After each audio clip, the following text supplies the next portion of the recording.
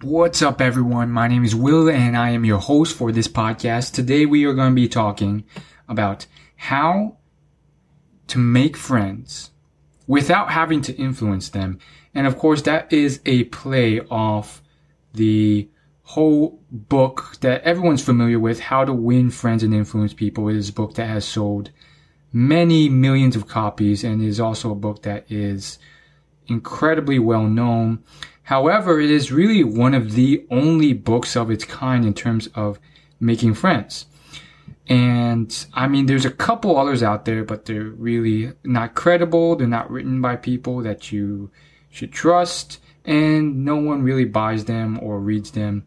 So there's really only one book on the topic. And the problem with the book, if you were to go to Amazon or Goodreads and take a look at the reviews for the book, there is one big issue with the book, and that is that it's clearly geared towards people who have mainly a focus on networking or making sales or business networking or business relationships.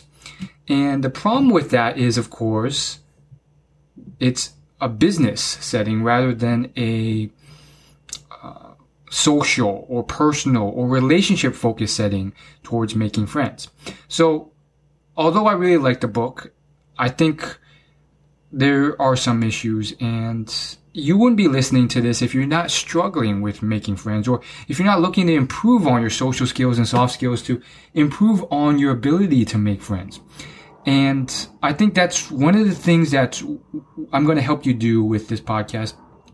I've definitely been there. I am still there in a place where it never came naturally for me to make friends, or to the sense where you kind of just wake up and you look around and you have tons of friends. I often had no or very few real friends growing up, and it was tough at times. And I think if you were to get advice on a topic, it would be from someone like me, because if you were to consider anyone who has friends naturally, they are the people who really give bad advice. I mean, think about it. If someone were to give advice on making friends and they've done it naturally their whole life, it just come naturally to them, they really haven't done a thing to make friends, because how they are, their life situation just shoved friends in front of them. And they would probably just give advice like, be yourself. Sound familiar? Of course it does. It's also a common piece of dating advice that girls who have no problems with dating, where guys come up to them, try to give to guys who have trouble dating. And of course, any guy who's gotten that advice often throws their hands up in the air in frustration, because they hear the advice and they think, well, that's the stupidest thing ever. Why in the world would that help? I've been being myself for the last 18 or 20 or 30 years in my life, and it has not been working. So essentially, what I'm saying here is that to be yourself, you're not actually effectively getting anywhere. And that's why you should consider my advice, because I've come from a place, to give you a quick story, where, you know, I tried to be that nice guy who always wanted to make friends, but because of whatever situation, I mean, there's probably a lot of factors at play. I was Asian and most of the people around me were white. I was skinny and scrawny, whereas most of the other people in my class were not.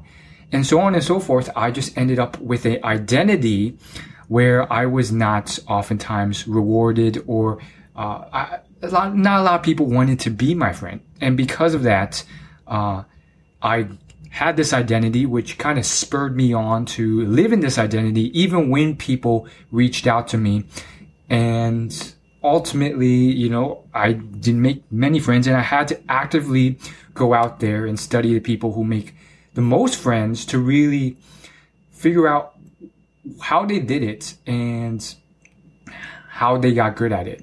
So of course, I poured into all the knowledge I could on the topic of soft skills and communication skills. And lately I've been getting even further into it, really understanding the power of soft skills over hard skills like mathematics. And I've gone through the books, Never Eat Alone, How to Win Friends and Influence People. And I'm now a member of Toastmasters, which is probably one of the most recommended things when it comes to this area, whether you're listening to the Tim Ferriss podcast or any other podcast on this topic, that's what they'll recommend. And I do too. It's a public speaking organization that is very well known, and there's chapters almost everywhere across the world. And they meet twice a month, and they have a very structured way of doing public speaking. And it's a great way to improve your communication skills. And after all this, I've gotten better at this. I'm still not a master, but I kind of want to share what I've learned on the journey. And this is definitely something that I've realized that is not something that I struggle with alone. I've gotten actually quite a few different situations from my listeners and readers on my blog. And recently I got one from a woman who was really good with making friends and doing well all the way up until her 40s. And then her life started falling apart. And for a lot of reasons, her marriage, her children, her disabilities, health issues, a lot of things. She just ended up alone at home with no friends. She lost all contact, and she's in a really tough situation. And I don't know if I can help that person specifically. There are just some situations that are incredibly tough and difficult and require almost a mountain's worth of effort and tactics and strategy to get over. But what I can do is simply offer and curate the best of what I've discovered over the years that may help guide these people in the right direction. So, making friends, this is something that for me has been a huge issue, and I've been blessed to really had people over the years. Again, it wasn't, life is complicated, so it's not all just tragedy all the time. There were also, blessed moments where people were kind to me, and they told me and gave me advice on friendship and how they made friends. It was incredibly enlightening hearing from these people and what they had to say. So without further ado, I just want to plunge into some hard-hitting action steps and tips that you can take. Now, first off, I think the best piece of advice I've gotten is to simply start where you're comfortable and then gradually, very gradually, start moving into discomfort. And of course, different strokes for different folks. The same advice I would not apply to playing a sport. So it just goes to show you that advice across one plane doesn't translate always to other planes. When I'm swimming recreationally or competitively, I do not just gradually sink into a pool of water. It's better to jump straight into the water. But in terms of making friends, I found that it's easier to kind of gradually go in there. And there are many different obstacles to why you're struggling with making friends. And I want to start with one of the top ones, which is anxiety. And anxiety is really the root issue to anything involving shyness, fear of rejection, introversion at social gatherings, and any type of passivity in social gatherings or even before those gatherings. Sometimes you self-sabotage yourself before you even get to the social event. Maybe it's a party or a barbecue or a networking event, and you make all these excuses why you can't go, and it's really not a valid reason. It's something like, oh, I'm tired, but you're not really that tired. In fact, you're actually quite energetic. And the real reason has to be usually something deep down that you're not admitting. And one of the big reasons behind that is anxiety from fear of rejection or fear of disapproval or embarrassment or looking like a fool, all stemming from some level of anxiety. Now, this is something that I've really struggled with and I've really poured into, and it really sucks. And one thing that's helped is to really just start where I'm comfortable and slowly push the comfort zone. I thought I had fixed the issue by reading these tactics and checklists and tips online, and those don't work. They're kind of like bandages that don't really fix the deeper wound. And I learned this the hard way when I kind of tried to get over my fear of rejection by trying to approach as many girls as I can, and these were strangers, and I would approach them on campus at my school and get rejected. And it works for some people, maybe, but for me, and I would say for the majority of people, it just traumatizes you and makes it worse.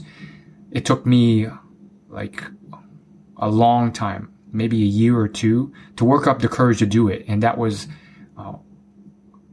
walking outside and just trying to force myself to do it, and then go back inside after an hour of failing. But after a while, I actually ended up doing it and ended up getting rejected a whole ton.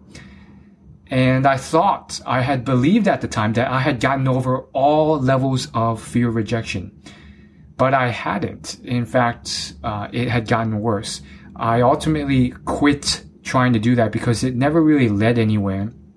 And even though I tried it for a few years, I got, if I had to give a rough estimate, maybe 100 rejections, maybe 200 rejections. And I say rejections loosely because, again, now that I'm more understanding of it, it's not a true rejection. But the point is, if you're trying to make friends, I don't recommend going cold turkey like that and just, listen to someone who tells you, oh, just man up and try and talk to all these people, especially if you have some type of anxiety-based psychological obstacle.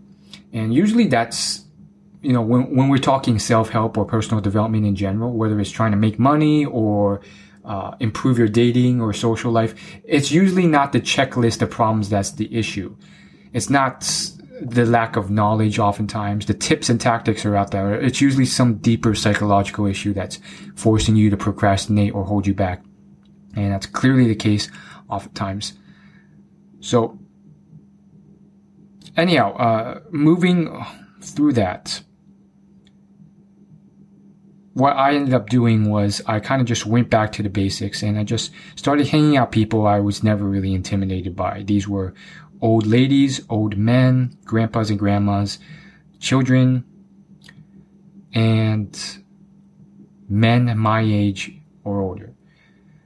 And these I never really had a problem with. It was usually the females, especially those that were my age and attractive, that caused me extreme anxiety and fear and an overabundance of shyness, extreme shyness. And so what I did was very, very gradually, probably a bit too gradually, I would just hang around those who I was comfortable with. I would spend more time there. And when I started getting uncomfortable, I would try and spend a little bit more time than I wanted to there. So there's oftentimes another issue at play, which is like you start and self-sabotage yourself after you're doing something or during it. You tell yourself, oh, I have to leave early, or, oh, I have stuff to do, when you really don't. Those are just other excuses to get out of the situation. And for some reason, these were happening when it came to even people I wasn't intimidated by. And at first I was like, oh no, this is a productivity thing. I don't want to waste time by spending too much time, just chatting when I could be making more money and so forth. But that was just a thinly veiled excuse. And again, it just goes to really understanding yourself and mastering yourself, because depending on your goals, they could just be excuses. For someone whose main goal is to make more money, is not an excuse, but, we really got to think on a higher level and really ask yourself why you're doing things. Maybe you're making money simply because you think that money will bring you happiness, which will bring you more friends. And your ultimate goal is truly to make more friends, which in case, then you're just wasting time by making friends or trying to make money when you could just make more friends now and solve the problem. So this is something that, again, that Tim Ferriss with his lifestyle design talks about a lot, and a number of other books covers more in detail, like Ted Leonsis' The Business of Happiness. It's a good book that illustrates this concept as well. But the point is, you really have to understand your true motives, and by doing that, you can really root out the self-sabotaging excuses holding you back. Really identify.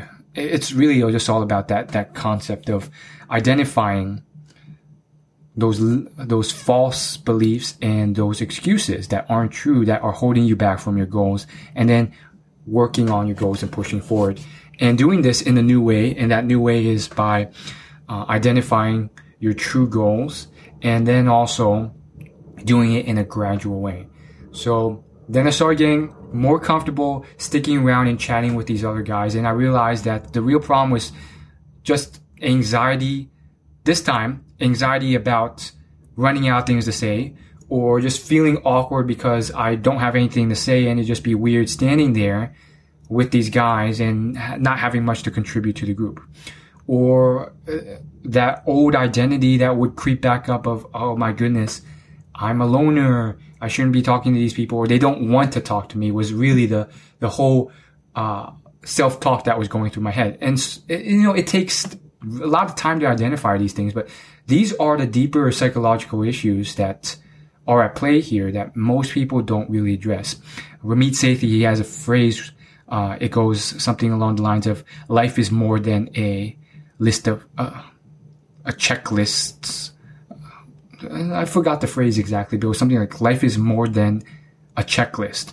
And his whole point was that it's usually the deeper psychological issues that are holding people back. If we could just read a top 10 list article or top 10 tips to improve confidence or make more friends, it would be a lot easier. And that's why I'm kind of addressing the new tactics that no one really talks about. And by fixing these, you may just test them out and see that you're getting a lot more results than any type of article you read online or video with these quick tactics that's only just leaves you more frustrated at the end of the day without results.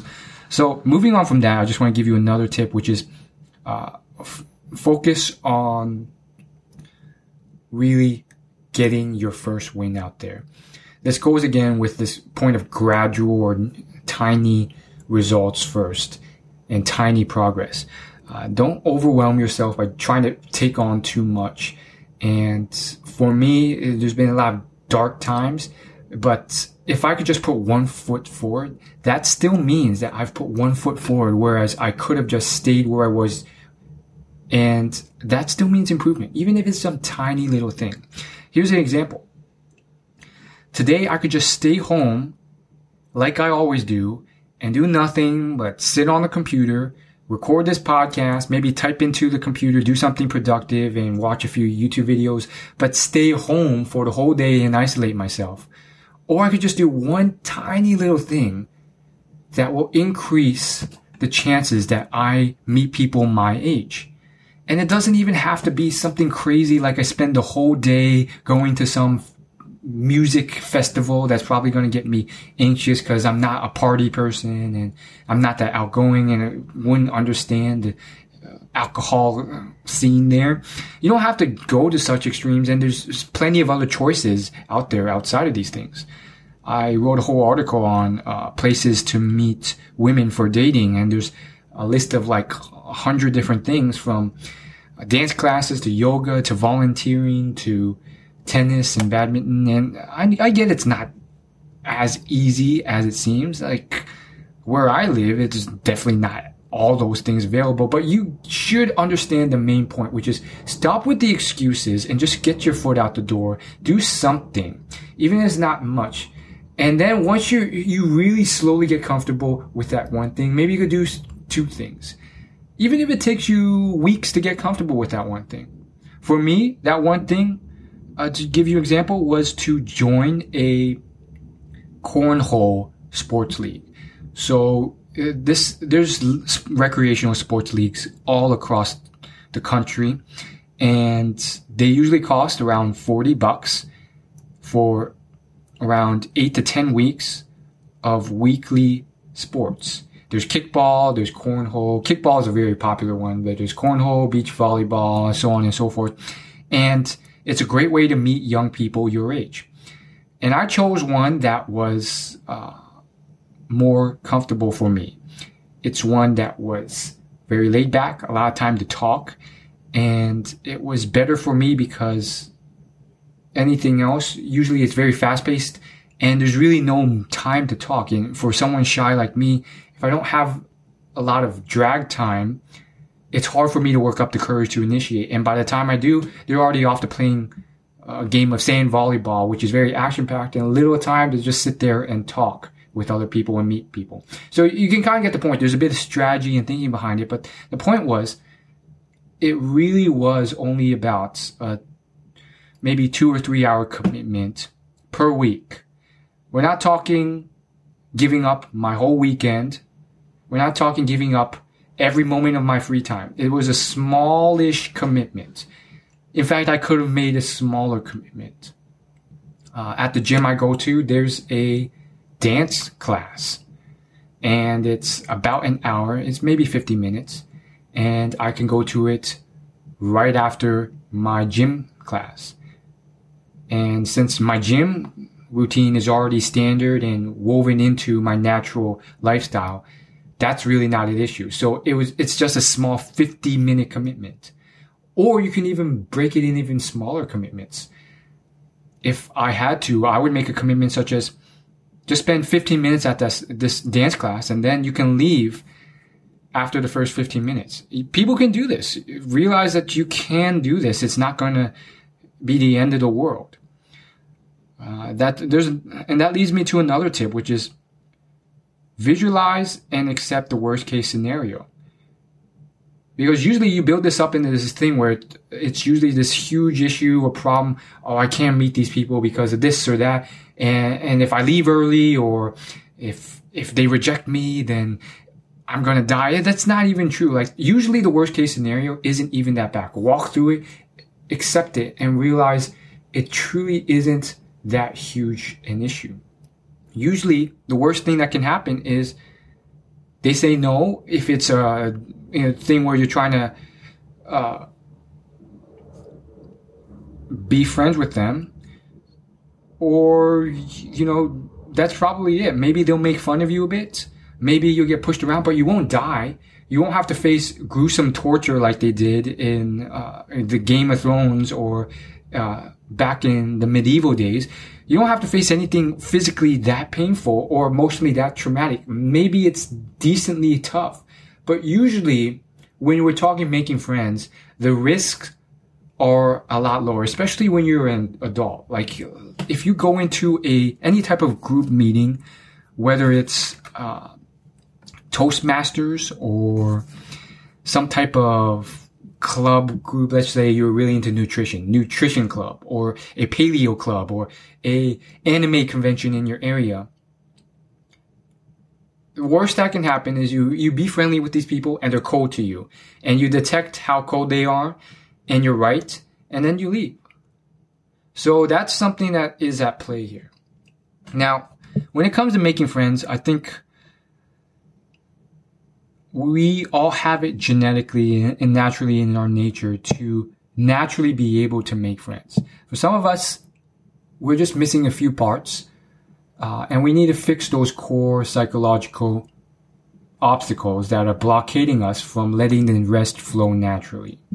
And so that's really what the issue is. When it's a question of how can I make friends, the real issue is, why aren't you naturally making friends? And this is not to say that you should beat yourself up if it's not coming naturally, but it's to really understand, okay, you don't have to turn this into a surgical or hyperlogical procedure or process.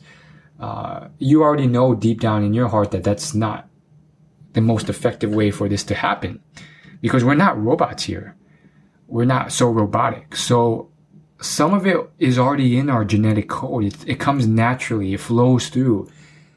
The rest really has to do with identifying, well, why isn't it just happening naturally? Am I not actively going out there and meeting people? Because if you just stay at home, they're not going to knock on your door and come to you. And sometimes the issue is something deeper that you have not addressed. Or sometimes the issue for, luckier people is simply you just don't know the tactics. And for those people, they can simply follow a checklist and get it done. For the rest of us, we kind of have to identify the real issue and then really work on solving the issue. So, for me, I've noticed that it's usually nothing tactical. It's usually something deeper at play. And I have made friends and they've come naturally at times. Other times, it really took me until I was older to identify. I remember one time I went to a school club event and I talked to about 3 or 4 different groups of people there, and the conversations ended in about 5 seconds. I said, "Where are you from?" They said something. I asked another question, and then we were just like, cool.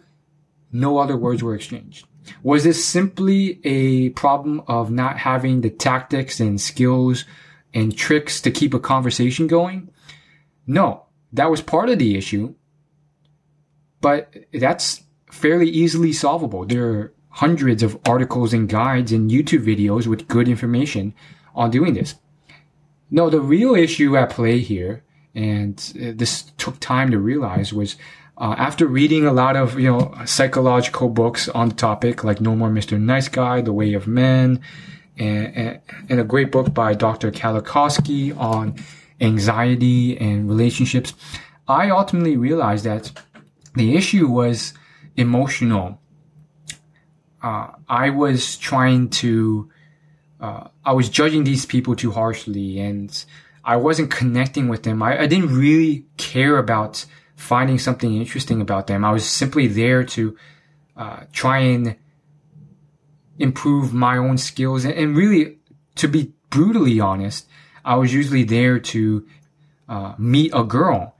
And I just came off a bit like a jerk and cold, and I cut off these conversations quickly. And because, quite frankly, that was all I was there for, and I didn't really emotionally want to connect with these people. There's probably more to it than that. But identifying these things, and again, it's probably very different from the advice you're hearing, like, say this, use this rule to find 3 things that you can talk about based off this one thing they said about dogs. How you like dogs, when's the last time you saw a dog, and your opinion on dogs. No, none of those tactics. If you want those tactics, there's plenty of other articles and blogs to read. We're talking about the deeper issues at play. So, in conclusion, I just kind of want to wrap it up by saying, if you do want something tactical, there are certain things that really do kind of work. One is mindfulness meditation, being mindful of your emotions, your breathing, your feelings, and really coming to accept any type of memories that have come up in your past can really help with you being more present and attentive, and being really able and warm to make those friendships and actually show that you're authentically wanting to connect with these other people rather than have some other agenda. Another tactic that may be useful is to go in there and find something interesting about this person. I got this from Tucker Max. If you can just find one interesting thing about someone, that's what you want to do. Even the most boring person has one thing that's interesting about them. Your goal is to find that in every conversation. By doing this, you can genuinely show interest in other people, and people love talking about themselves, so it works perfectly. And that leads me to tip 3. Find ways of helping other people, finding their motivations and goals and obstacles and helping them with that, or ways of getting them to talk more, often about themselves. People love talking about themselves. So if you realize that most people are self-centered and you serve others in that way in conversation, you can make the conversation seem more interesting to them and make it go further. Now, there's a lot more tactics, as you can see. I know all the tactics out there, but I kind of wanted to just take a different spin on solving this problem rather than just list out all the tactics, which may or may not work completely if the deeper emotional issues are not at play. I want to kind of end with a quote, and I'm paraphrasing here because I don't have the exact quote pulled up, but there's this quote. It came from Dale Carnegie or Napoleon Hill. Can't remember who. Probably Dale Carnegie. And it goes something along the lines of, to get a good friend, you must be a good friend. Keep that in mind. If you're always looking to take, whether in dating, business, or just making friends, you have nothing to offer that person. You're not friend, warming, kind, giving, interesting, funny, supportive, smart, successful. And you don't have to be all those things, but at least be one of them. Then why should they be your friend if you're looking for those qualities in them? Ask yourself what you want in a friend. Is this someone who's always there for you, who's kind, who makes you laugh, who's funny or interesting, or just warm and supportive? And ask yourself if you can be those things. Chances are you can, or at least you can improve upon being like those things. Because they're free. Anyone can. That's it. Thanks for listening, and I'll see you in the next episode of this podcast. Good luck.